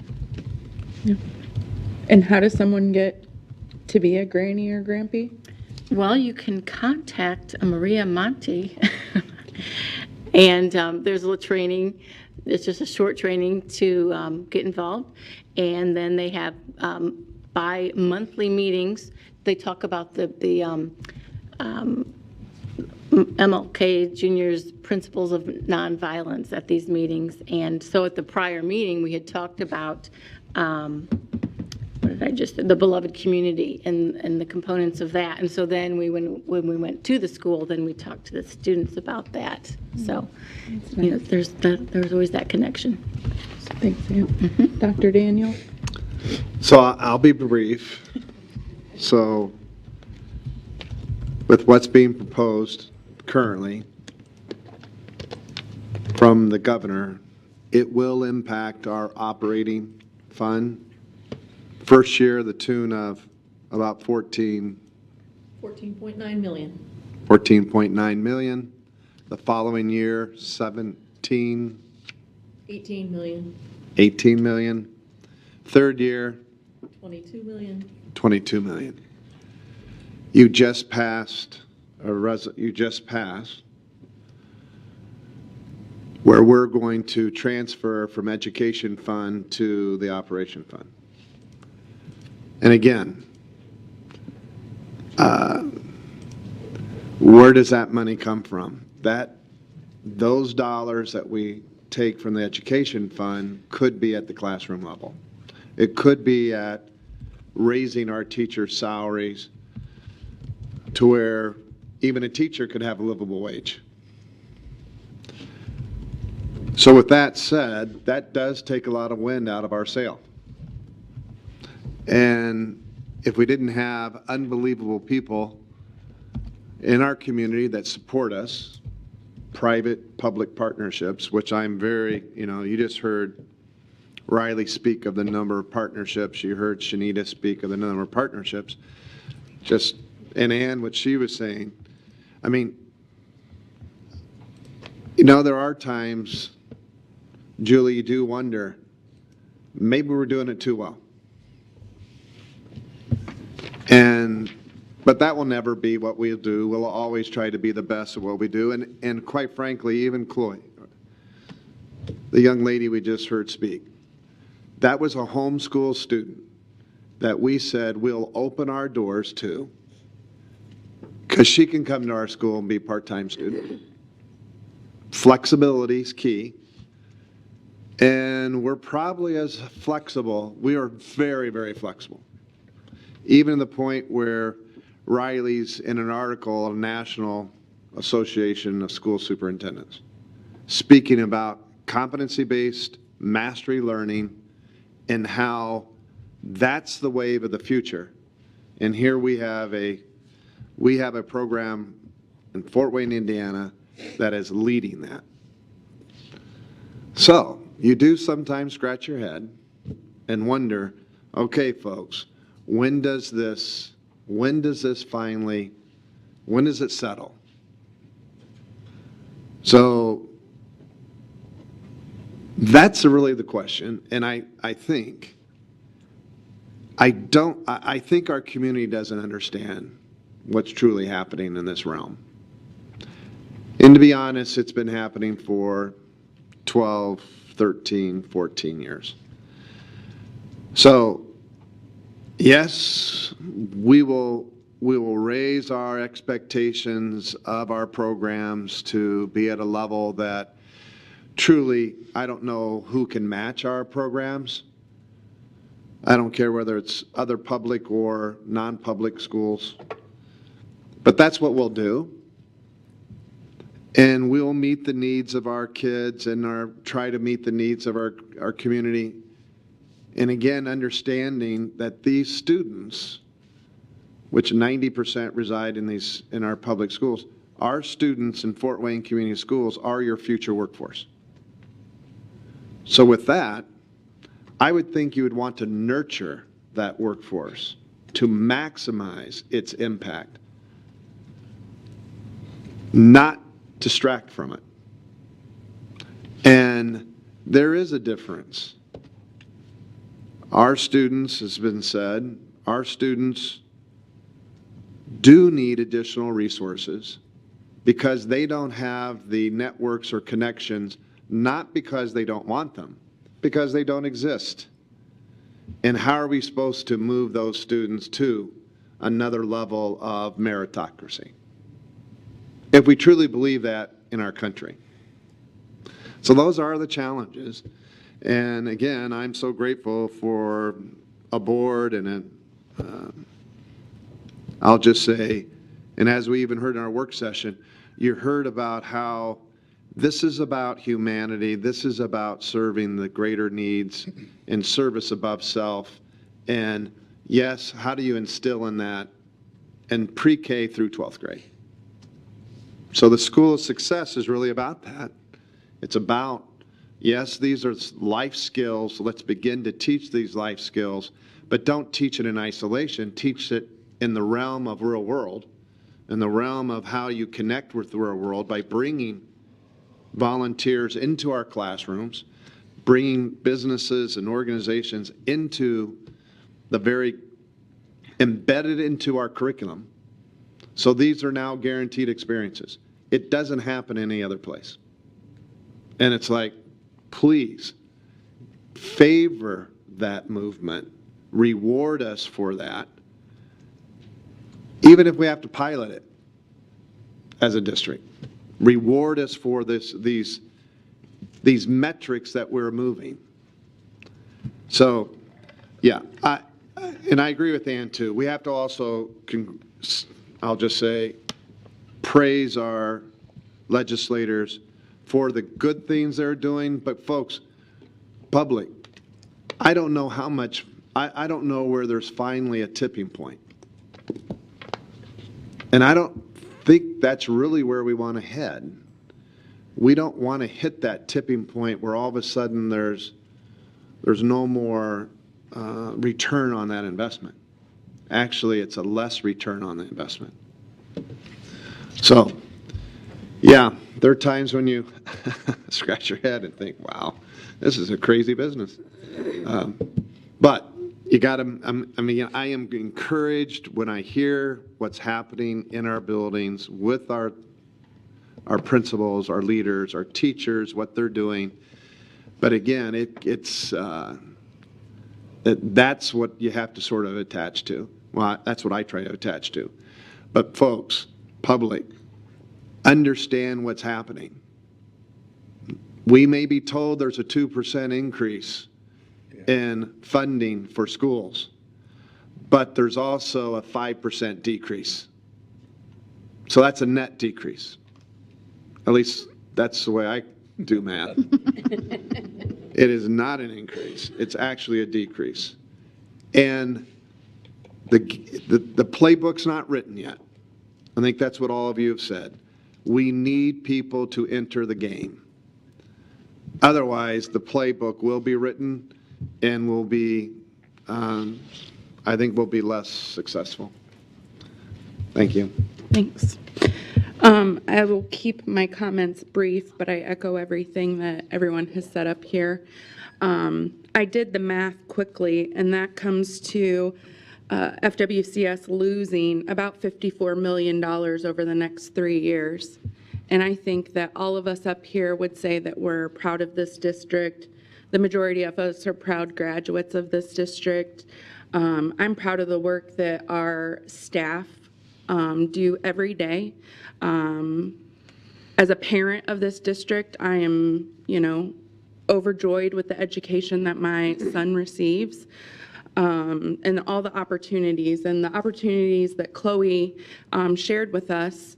I don't want to get to the point where they have bled us dry, that we have to start not offering opportunities. So as the community, and I will echo, please get involved. I don't know about anyone else, but losing $54 million, that's a big number. And those are, operating budgets for some complete departments in our district. Complete programs like busing, that's our entire busing budget a year. It And is. more, and more. It is. We heard 4 students, sorry to interrupt, Maria, but we heard 4 students that go to Amp Lab don't have driver's license, go to New Millennium for internships. Yes. Yeah. So we don't have to have those conversations yet, but they would definitely be on the table should things pan out the way that they've been displayed to us so far. One thing about the operating budget that I will share, the urban board of school districts, they shared that urban school districts use 113% of their operating budget. And so that is the reason that we have to transfer funds from our educational fund to our operating fund. So it's just, most of the time, urban school districts are bigger, our buildings are older. Our kids need more resources. Our kids need more resources. So yeah. Public, please get involved. If you're proud of your Fort Wayne Community Schools and you want to see them thrive and continue to offer the best opportunities for students in our community, then I urge you to please get involved. And that will end my board comments. Is there a motion to adjourn? So moved. Thanks, Ann. Second. Thanks, Jen. All those in favor? Aye. Any opposed? Thanks. Thank you all for hanging out. Thank you to everyone for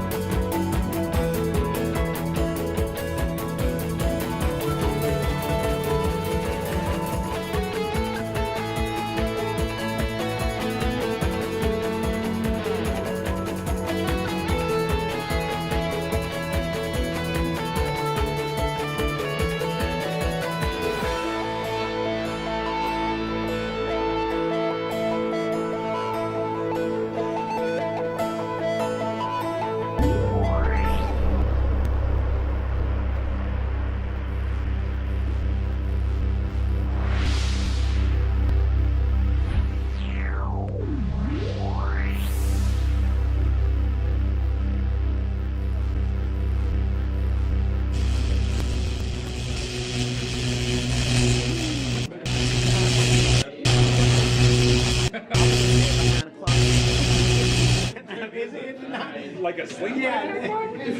Maybe not sleep, but I'm gonna be in bed.